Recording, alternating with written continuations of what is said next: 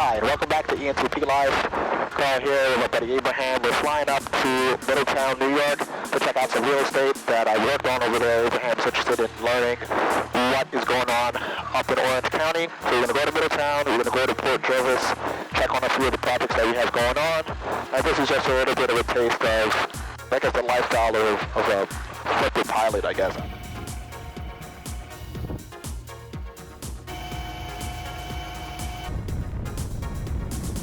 Runway 6, cleared for check off, Cherokee 8623 Whiskey.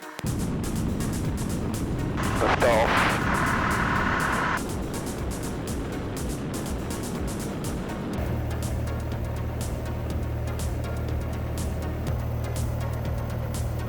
So we're going to level out at 3,000 feet, en route to Randall Airport. It's going to be about 30 minutes. That's that.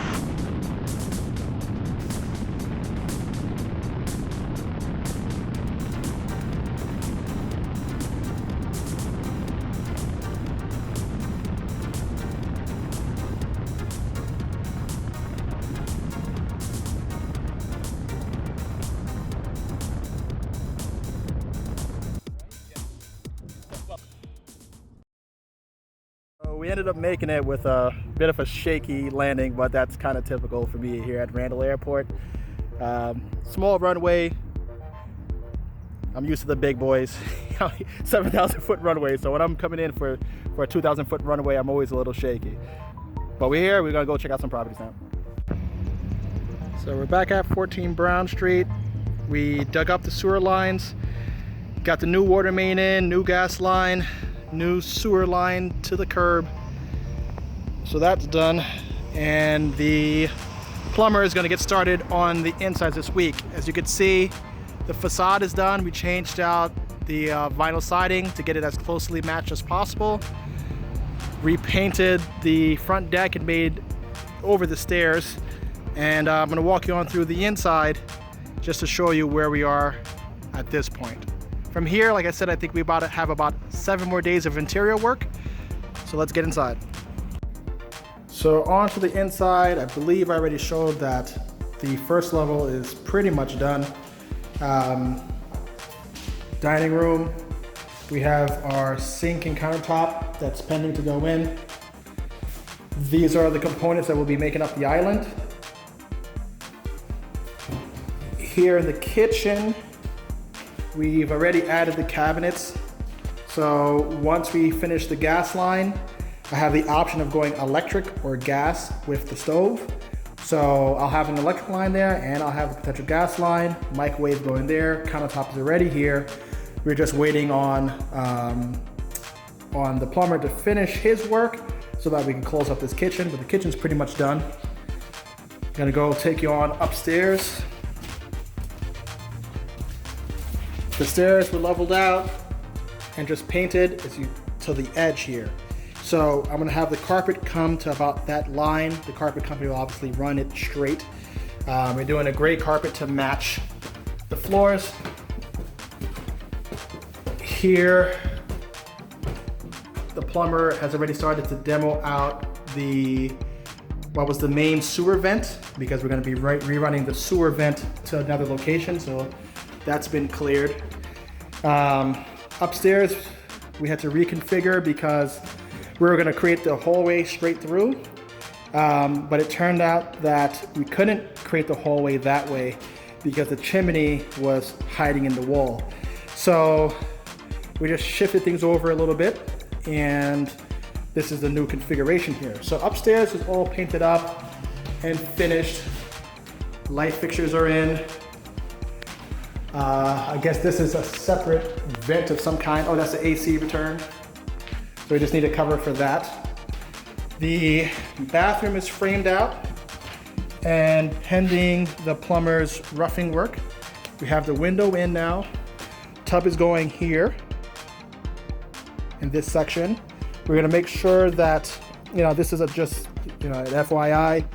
You always wanna make sure that your plumbing is running on an interior wall.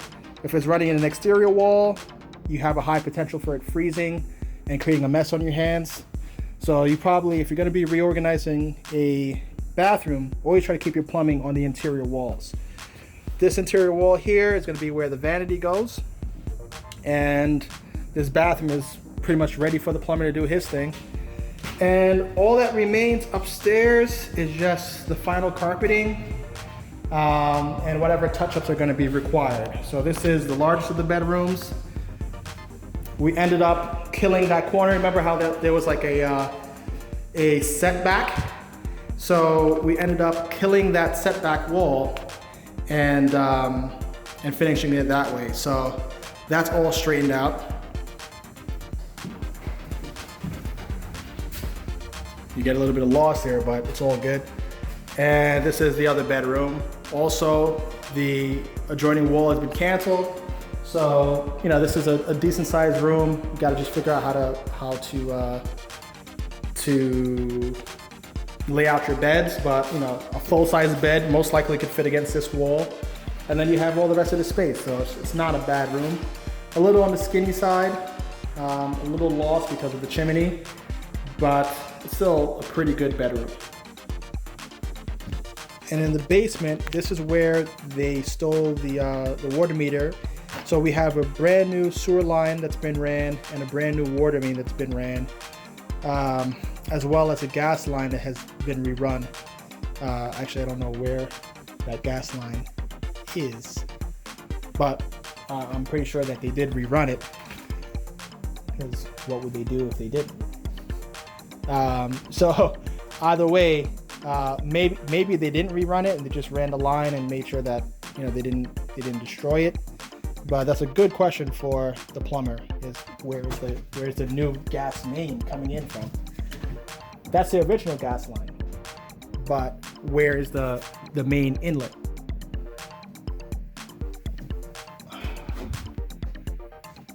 Not even sure. So that's all gas there.